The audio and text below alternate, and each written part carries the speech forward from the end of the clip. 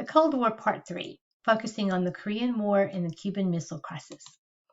In 1945, as World War II was ending, we see that there was civil war in China.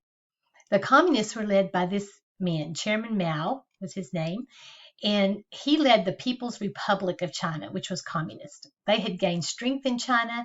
He had worked to win support with the idea of a classless system that appealed to the peasants. He encouraged them to read. He helped improve food production, and people flocked to communism as a result. This man, Chiang Kai-shek, had been the leader of the Chinese nationalists during World War II. He was opposed to Chairman Mao and opposed to communism. And the U.S. sent billions of dollars to aid his side. However, China will fall to communism. The State Department of the United States discontinued aid to China, and the People's Republic of China was established. This was seen as a crushing blow to the U.S. and the idea of containing communism. Remember the concern about the domino theory? If one country falls, the countries next to it will fall as well. President Truman refused to recognize what was called Red China. Think about why it was called Red. Instead, Truman supported the exiled government led by Chiang Kai-shek. They were in Taiwan. So just notice here, here's the Soviet Union up here. Here's China. Right here, we have the peninsula of Korea. So in 1950, in Korea, there was another conflict. Communists were in North Korea, and they were invaded the southern part of Korea, which was democratic. The communists wanted to reunite the Korean peninsula, and they're getting support here from communist China, right there. The United Nations passed a resolution to defend South Korea. The Western democracies sent troops. This was all part of the idea of containing communism where it was. Containment meant to keep it where it was and not let it spread. So this is significant because the U.S. is agreeing to use force to stop the spread of communism. UN troops pushed back up near the border of China. China sent troops in to support communist North Korea. They pushed the UN troops back. Eventually, a ceasefire would be declared. The Soviets, as I said, had funded North Korea. We were funding South Korea. 54,000 American lives were lost. $7 billion was spent on this, and the war ended in a stalemate.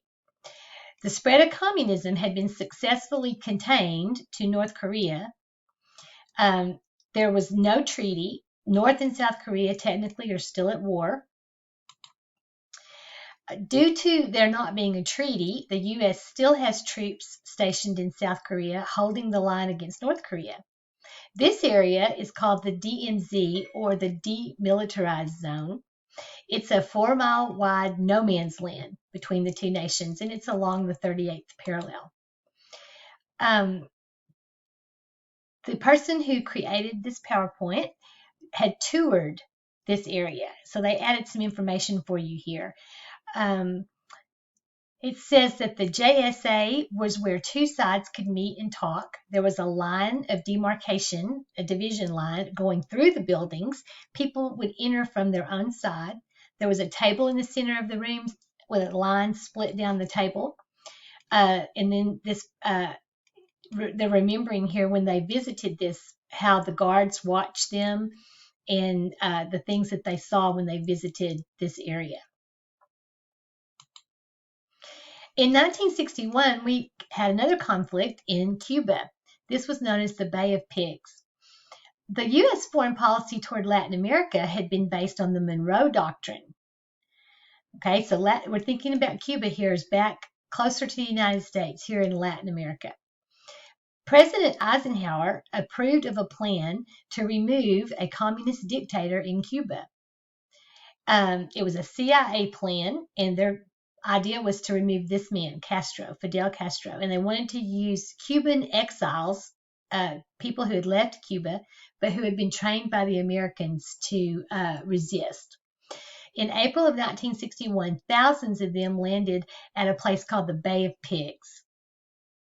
It was a disaster. The Cubans were waiting, and the invasion was a failure.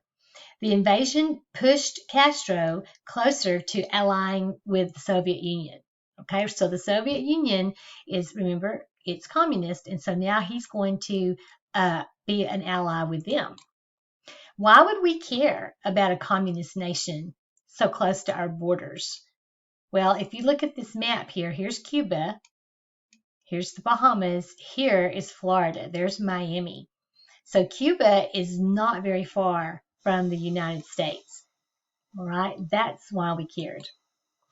In 1962, a few months later, the Soviets, remember, who were allies of Castro, began installing missiles on Cuba. And we had pictures here that showed what was going on. These were aerial satellite photos that were showing what was going on. And so right here, here's Cuba, here's Florida, here we are. Only 90 miles from the edge of Florida here, we found these missiles were being installed. President Kennedy invoked a naval blockade, okay, a blockade around Cuba, and demanded that the missiles be removed.